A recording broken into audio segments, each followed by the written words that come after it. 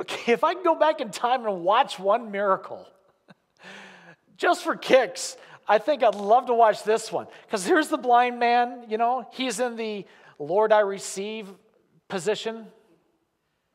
Right? Okay. Lord, I receive. And then all of a sudden he hears...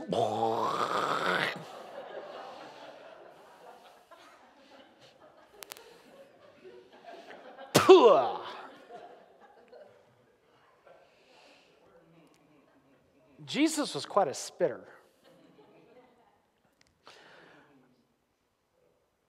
How do you react when the answer to your prayer is coming to you in a way that you were not expecting?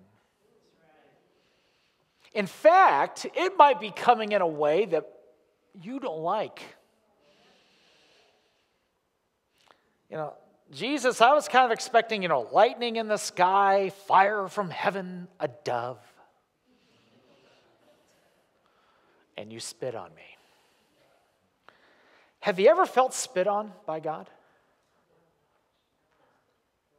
I've prayed and I prayed and I prayed, and all of a sudden I get, Pooh! What is that?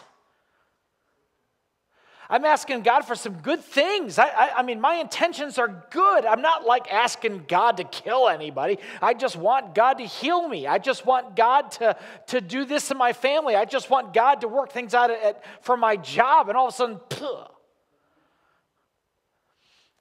And when Mark writes, by the way, in the Gospel of Mark, he's so quick. Because like all the other Gospel writers, Matthew has 28 chapters, Luke has 24 chapters, John has 22 chapters.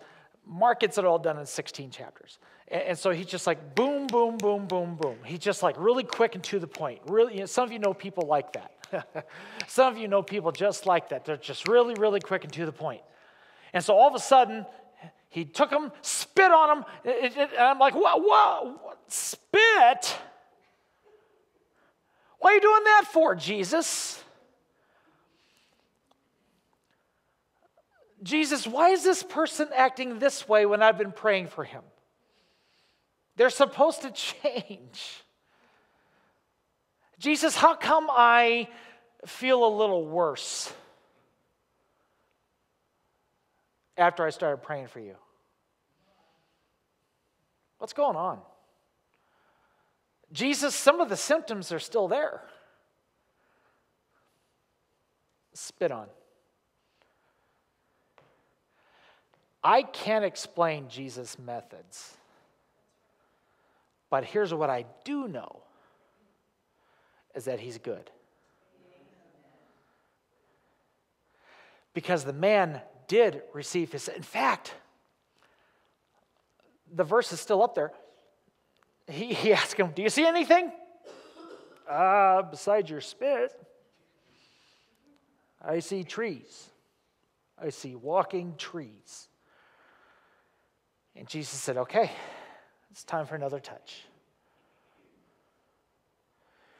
And this time he didn't duplicate what he did last time. He just put his hands on him. Boy, there's a whole lesson there.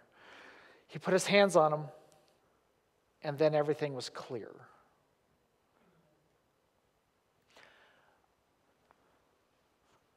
So not only did Jesus start answering in a way that the man did not expect, but the man needed to come to Jesus one more time. The man needed to be touched by Jesus one more time for the miracle to take place. You know what he could have? Why did I choose the word commitment? Okay, because as soon as he got spit in the eye, he could have said, you know what? I'm done. I'm out of here. No more Jesus. Now, that seems funny, and it is. But maybe when your answer doesn't come the way that you want it to go, you're praying for that person and they treat you so badly. You know what? I'm done, Jesus. I feel like I've been spit in the eye. I didn't ask for this, Jesus. Can you imagine the blind man? I didn't ask to be spit on. I'm just here because my friends brought me here. How do you respond? And if things don't go the way that you would like for them to go, is that enough for you to say, I'm done? Is that enough for you to stop praying? Is that enough for you to give up on God? Is to scale back on your relationship with God? Is that enough? Because I promise you, you will be confronted by that again and again and again. And you've got to be committed to Jesus. And you got to be committed to his ways. And you got to be committed to his process. Because if you go to Jesus and you say, Jesus, here's what I want, and here's the way that I want it, go. It's not going to work that way. It's not. Quite frankly, Jesus doesn't need your help. He knows how to take care of it. You just trust him. Just trust him. Stay there. Don't give up.